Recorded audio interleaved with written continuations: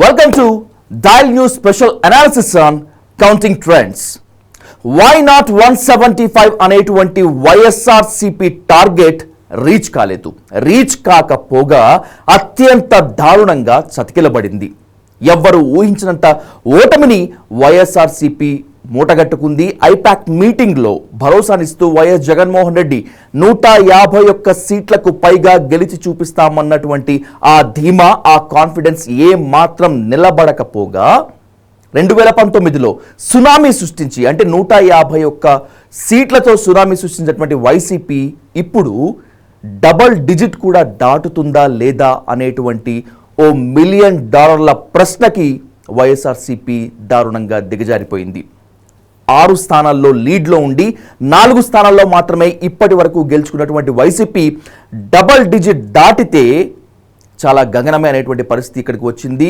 ఆంధ్రప్రదేశ్ అసెంబ్లీలో కనీస ప్రతిపక్ష స్థానం దక్కాలన్నా కూడా ఆ పార్టీకి 18 మంది ఎమ్మెల్యేలు కంపల్సరీగా ఉండి తీరాలి. ఇప్పుడున్నటువంటి ట్రెండ్స్ని కనుక చూసినట్లయితే 2019లో సునామీ సృష్టించి అధికారాన్ని చేపట్టినటువంటి వైఎస్ జగన్మోహన్ రెడ్డి పార్టీ వైసీపీకి ప్రతిపక్ష హోదా కూడా దక్కేటువంటి సిచ్యువేషన్ ఇప్పుడు ఏ మాత్రం కనిపించడం లేదు. ఇప్పుడు ఇది అధికార పార్టీ వైసీపీ ఉన్నటువంటి పరిస్థితి. ఇది కౌరవుల సభ, ఇది గౌరవ సభ కాదు. ప్రజాస్వామ్యానికి ఇక్కడ విలువ లేదు. ప్రజల కోసం ఇక్కడ సమస్యలకి ఆ పరిష్కారానికి ఏ మాత్రం కూడా ఇక్కడ తావు లేదు. కౌరవ సభగా మారినటువంటి ఈ సభ మళ్ళీ గౌరవ సభగా మారేంత వరకు ఇక్కడ ఎట్టి పరిస్థితుల్లోనూ అడుగు పెట్టేది లేదంటూ తీవ్ర ఆగ్రహావేశాలతో శపథం చేస్తూ వెనక్కి వెళ్ళిపోయినటువంటి, ఆనాడు ఏపీ అసెంబ్లీ నుంచి శపథం తీసుకొని బయటకు వెళ్ళినటువంటి నారా చంద్రబాబు నాయుడు మొత్తానికి తన శపథాన్ని నెరవేర్చుకున్నట్లే తెలుస్తోంది. ఇప్పుడున్నటువంటి పరిస్థితి అంతే కనిపిస్తోంది. ఎందుకంటే కూటమి ఆంధ్రప్రదేశ్ అసెంబ్లీ ఫలితాల్లో విజయ దుందుమి మోగించింది. ఒక్క మాటలో చెప్పాలంటే కూటమి సునామీ సృష్టిస్తోంది.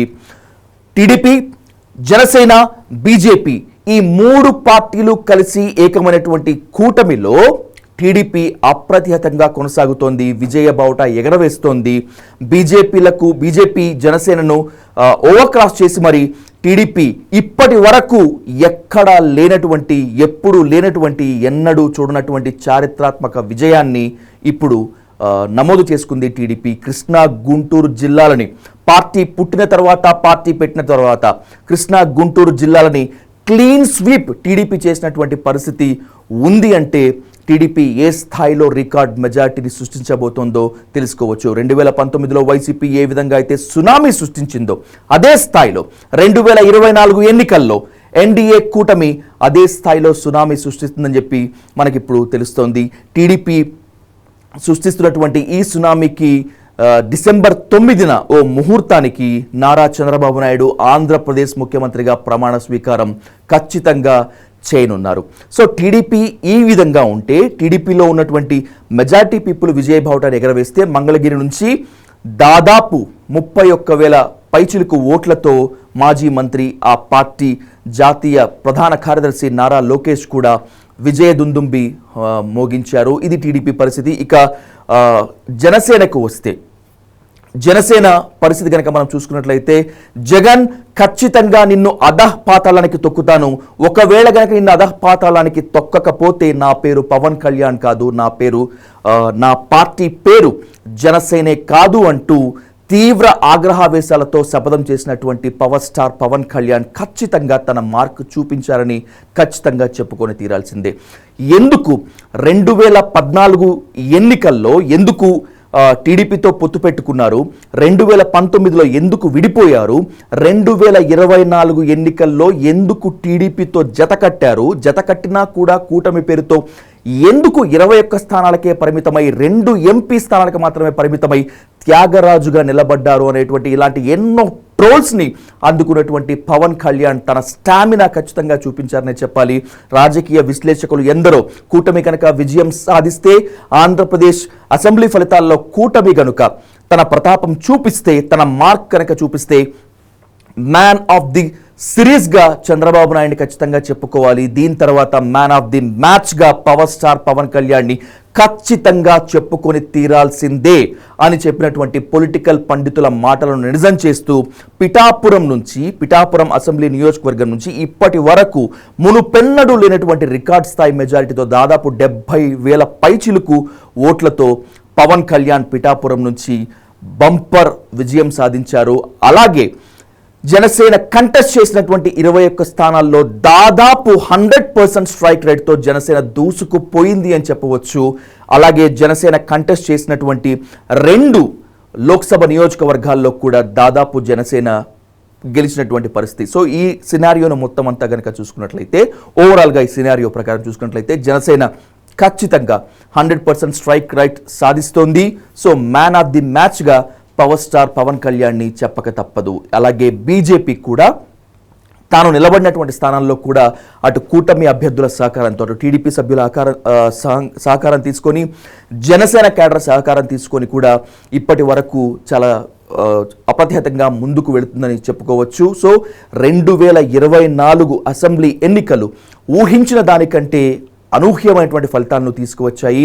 అధికార పార్టీ అంటే 150 స్థానాలతో ఆంధ్రప్రదేశ్ అసెంబ్లీలో రికార్డు సృష్టించినటువంటి వైసీపీ దారుణంగా సింగిల్ డిజిట్కి పడిపోయిందంటే, డబుల్ డిజిట్ కూడా దాటుతుందో లేదో అనేటువంటి మీమాంసలో పడిపోయిందంటే ఆంధ్రప్రదేశ్ ఓటర్లు ఏ స్థాయిలో తీర్పునిచ్చారో చెప్పుకోవచ్చు. రాజకీయ విశ్లేషకులకి, పొలిటికల్ పండితులకి, సామాన్యులకి, అలాగే చాలామంది సెఫాలజిస్టులకు కూడా అందినటువంటి ఫలితమే అని చెప్పుకోవచ్చు. సో ఏది ఏమైనప్పటికీ ఆంధ్రప్రదేశ్ 2024 అసెంబ్లీ ఎన్నికల ఫలితాల్లో కూటమి విజయదుందుమ్మి మోగించింది. ఇప్పటి వరకు ఎవరో చూడనంతటువంటి మెజార్టీని తీసుకువచ్చింది. వైసీపీని సింగిల్ డిజిట్కే పరిమితి చేసుకుని చెప్పుకోవచ్చు. సో ఇలా చెప్పుకుంటూ పోతే ఎన్నో చెప్పుకోవచ్చు. అయితే కూటమి జిల్లాల వారీగా సాధించినటువంటి స్థానాలు ఎన్ని, వైసీపీ ఏ జిల్లాల్లో బోణి కొట్టలేకపోయింది, ఏ జిల్లాలో కనీసం తమ ఉనికిని కూడా చాటుకోలేకపోయింది అనేటువంటి దాన్ని మనం ఇప్పుడు చూద్దాం. జిల్లాల వారీగా మనం కూటమి సాధించినటువంటి స్థానాలు ఏంటి, వైసీపీ సాధించినటువంటి స్థానాలు ఏంటి, ఇతరులు ఎక్కడైనా సత్తా చాటారా లేదా అనేటువంటి అంశాన్ని జిల్లాల వారీగా ఇప్పుడు మీకు అందించేటువంటి ప్రయత్నం చేస్తాను. ఫస్ట్ కడప జిల్లా, రాయలసీమ నుంచి మనము ఈ ఎన్నికల ఫలితాలపై విశ్లేషణ చేసేందుకు ప్రయత్నిద్దాం. కడప జిల్లా, రాయలసీమకు కడపని గడపగా అని చెప్తూ ఉంటారు. సో రాయలసీమ జిల్లాల్లో ఉన్నటువంటి 4 జిల్లాల్లో అంటే ఉమ్మడి జిల్లాల్లో మొత్తాన్ని తీసుకొని ఇప్పుడు మీకు వివరించేటువంటి ప్రయత్నం చేస్తాను. కడపలో టీడీపీ 4 స్థానాల్లో తన సత్తా చాటుకుంది, జనసేన 1 స్థానంలో సత్తా చాటుకుంది, బీజేపీ 1 స్థానంలో సత్తా చాటుకుంది, వైసీపీ 4 స్థానాల్లో సత్తా చాటేందుకు ప్రయత్నిస్తోంది. ఇది మునుముందు ఎంత పోతుంది ఏంటనేటువంటిది కూడా చెప్పేటువంటి పరిస్థితి లేదు. సో ఓవరాల్గా చూసుకుంటే కడప టీడీపీ 4 స్థానాలు, జనసేన 1 స్థానం, బీజేపీ 1 స్థానం, వైసీపీ 4వ స్థానము అని మనకు తెలుస్తోంది. కడప అనేటువంటిది వైఎస్ఆర్ ఫ్యామిలీకి అడ్డా అని చెప్తారు. అలాంటి కడప జిల్లాలో వైసీపీ 4 స్థానాల్లోనే లేకపోతే ఇంకొంత స్థానాల్లోనే సత్తా చాటేందుకు ఇలా శ్రమ పడాల్సి వస్తుందని చెప్పి రాజకీయ విశ్లేషకులు ఎవరు కూడా ఊహించి ఉండరు.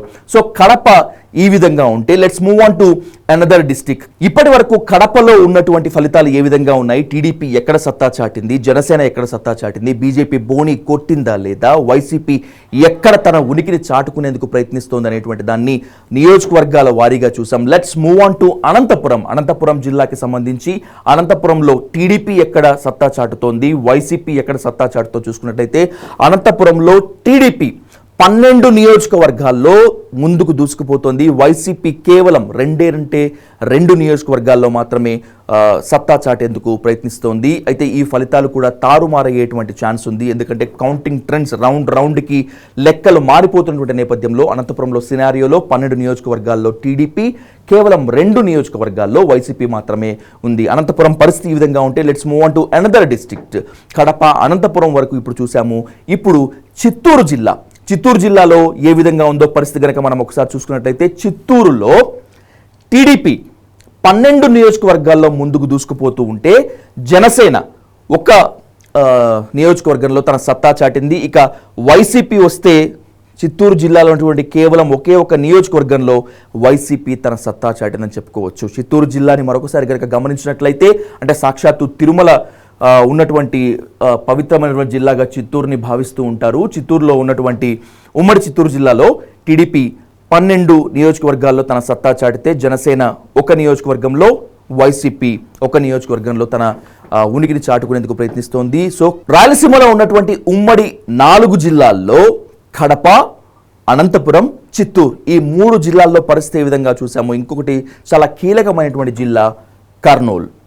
సో కర్నూలులో పరిస్థితి ఏ విధంగా ఉంది, కర్నూలులో ఏ పార్టీ ఎలా సాధించిందని చూసుకున్నట్లయితే ఉమ్మడి కర్నూలు జిల్లాలో టీడీపీ 13 నియోజకవర్గాల్లో తన సత్తా చాటితే బీజేపీ ఒక నియోజకవర్గంలో సత్తా చాటింది. అలాగే వైసీపీ దాదాపు ఒక్క నియోజకవర్గంలో కూడా ఖాతా తెరవలేకపోయినటువంటి పరిస్థితి కర్నూలు జిల్లాలో ఉంది.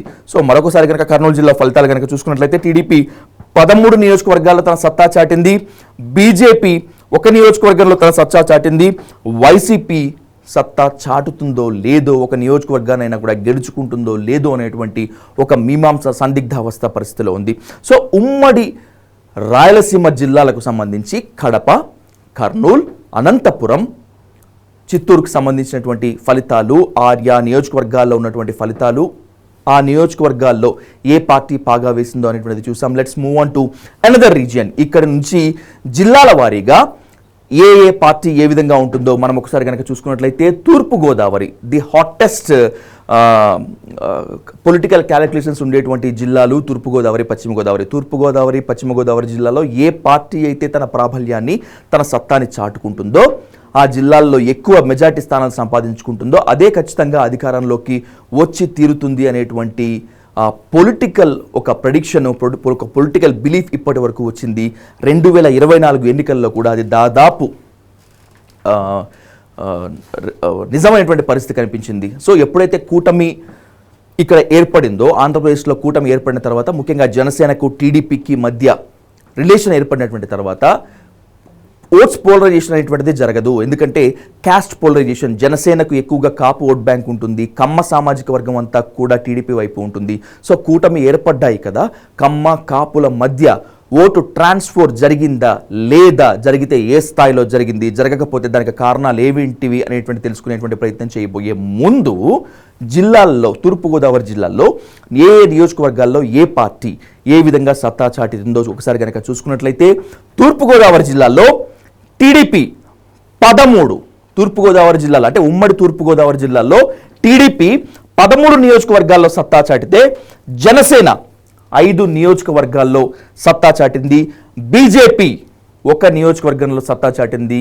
ఇక్కడ వైసీపీ కనీసం ఖాతా కూడా తెరవలేదు. మరొకసారి తూర్పుగోదావరి జిల్లాల యొక్క ఉమ్మడి తూర్పుగోదావరి జిల్లా యొక్క ఫలితాలు, దాని ట్రెండ్స్ కనుక మనం ఒకసారి చూసుకున్నట్లయితే టీడీపీ 13 నియోజకవర్గాల్లో సత్తా చాటింది, జనసేన 5 నియోజకవర్గాల్లో సత్తా చాటింది, వైసీపీ 0 స్థానానికి పరిమితమైంది, బీజేపీ 1 స్థానానికి పరిమితమైంది. తూర్పుగోదావరి జిల్లా తర్వాత మరొక జిల్లాలో పరిస్థితి ఏ విధంగా ఉంది, ఉండబోతోంది అనేది కనుక మనం ఒకసారి చూసుకున్నట్లయితే బై ఫాలోయింగ్ తూర్పుగోదావరి, పశ్చిమ గోదావరి జిల్లాను కనుక మనం ఒకసారి చూసుకున్నట్లయితే పశ్చిమ గోదావరి జిల్లాలో ఉన్నటువంటి అసెంబ్లీ నియోజకవర్గాల్లో టీడీపీ 9 నియోజకవర్గాల్లో తన సత్తా చాటితే జనసేన 6 నియోజకవర్గాల్లో సత్తా చాటింది. అలాగే బీజేపీ, ఇక్కడ కూటమిలో బీజేపీ ఎక్కడ కూడా కంటెస్ట్ చేయలేదు.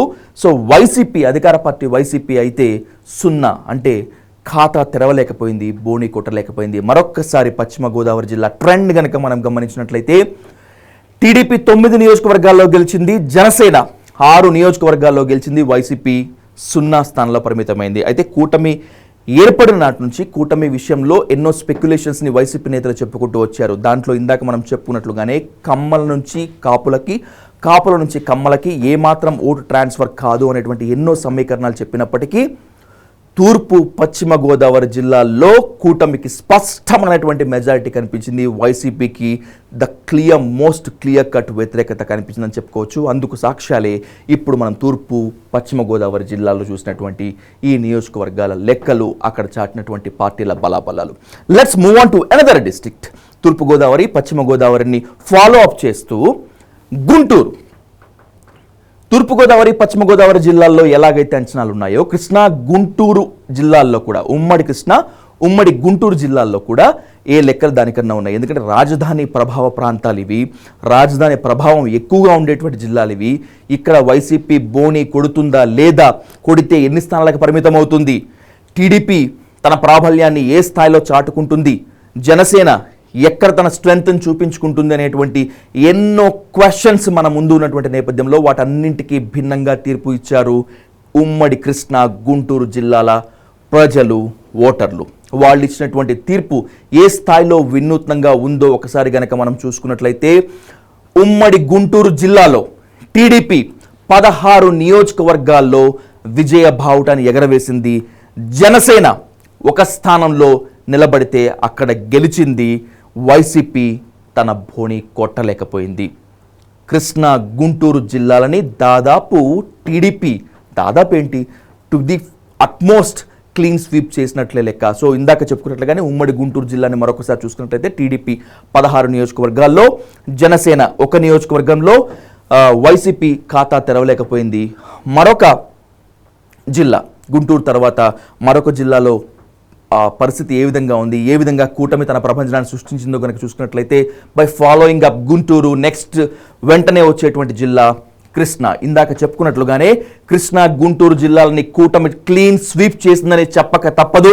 టీడీపీ 14 నియోజకవర్గాల్లో విజయ బావుట ఎగరవేస్తే, జనసేన కంటెస్ట్ చేసిన ఒక నియోజకవర్గంలో తన సత్తా చాటుకుంది. ఇక్కడ బీజేపీ కూడా కూటమి తరపున కంటెస్ట్ చేస్తే 2 స్థానాల్లో బీజేపీ గెలిచింది. వైసీపీ 0. కృష్ణా గుంటూరు జిల్లాల్లో కూటమి క్లీన్ స్వీప్ చేసింది. కృష్ణా గుంటూరు జిల్లాల్లో వైసీపీ ఒక్క ఖాతా కూడా తెరవలేకపోయింది. అంటే పరిస్థితి ఏ స్థాయిలో ఉందో, ఎంత దారుణంగా ఉందో మనం ఒకసారి చూసుకోవచ్చు. మరొక జిల్లా కృష్ణా గుంటూరు తర్వాత ఇంకొక జిల్లాలో పరిస్థితి ఏ విధంగా ఉందో ఒకసారి తెలుసుకునేటువంటి ప్రయత్నం చేద్దాం. నెల్లూరు జిల్లా.